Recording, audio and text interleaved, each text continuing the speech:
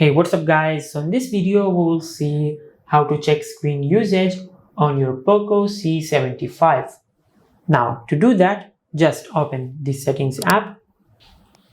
Now from here, scroll down and tap on digital well-being and parental controls.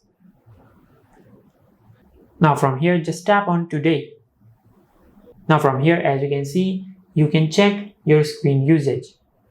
Now if you scroll down, you can even check the screen usage of each apps on your smartphone, just like that. Now from here, if you swipe to the right, you can check the screen usage of other days of the week, just like that. And this is how you can check the screen usage on the Poco C75. If you found this video helpful, please like the video and subscribe to the channel and hit the bell icon to get notified when we upload a new video.